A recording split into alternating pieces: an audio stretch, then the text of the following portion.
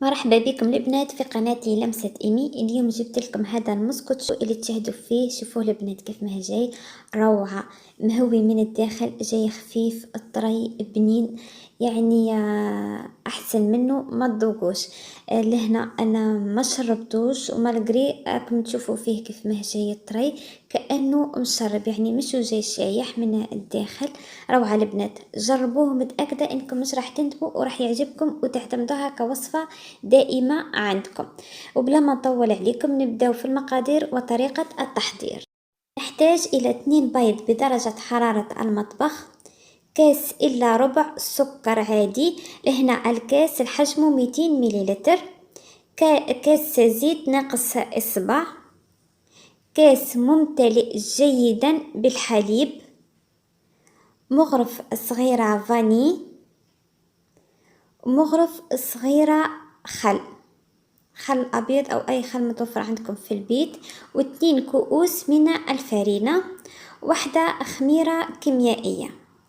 لهنا نحطوا البيض ونبدأ بإضافة السكر بكميات قليلة ونخلط في كل مرة حتى نكمل كامل كمية السكر ويتخلط مع البيض بشكل جيد ونتحصلوا على هذه النتيجة.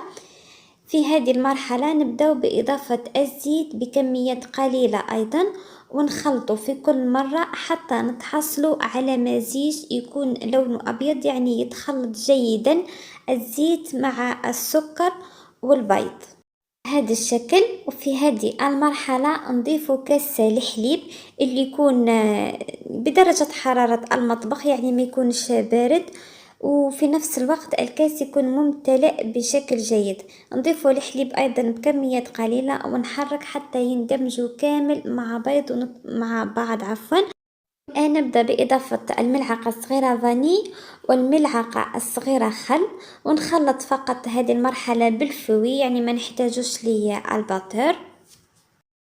بعد نبدأ بإضافة كاس الفرينة، يعني الكاس الأول، ونزيدو معاه كيس خميرة الكيميائية وزن 10 جرام. طبعا لازم نغربلوهم نتخلصوا من كامل الحبيبات. نخلطوا بهذا الشكل بالفوي أو تقدروا حتى تستخدموا الباتر، يعني لا يوجد أي إشكال. تخلطوهم. ولهنا انا زدت الكاس الاول لانه مثل ما تعرفوا كاينه فرينه تشرب وفرينه ما تشربش، لذلك الكاس الاول ضيفوه كامل، الكاس الثاني ضيفوه بالعقل، ضيفوا شويه وخلطوا وشوفوا اذا كان الخليط مازال يحتاج تزيدوا، اذا كان ما يحتاجش تقدروا تحبسوا. بهذه الطريقه انا نضيف الكاس الثاني لانه الخليط حسيته انه مازال ما وصلش للقوام اللي انا حبيته. بهذا الشكل انا وريت لكم هنا كمية الفرينة اللي بقت في الكاس، وراح نزيد ايضا كمية اخرى حتى نتحصل على القوام اللي انا نحوس عليه. هذه هي الكمية اللي بقت لي فقط في الكاس، يعني حوالي ملعقة كبيرة فقط في الكاس. فيما بعد نخلط جيدا حتى يمتزج كامل الخليط مع بعض. وكما قلت لكم تقدروا تستعينوا لهنا بالباتر، يعني احسن اذا استعنتوا بالباتر راح يكون احسن. وهذا هو القوام المطلوب للكيكة تاعنا. شاهدوا جيدا القوام حتى تتحصلوا عليه انتم ايضا وتحصلوا على الكيكة اللي كنتوا تشاهدوا فيها في الصور من الاول.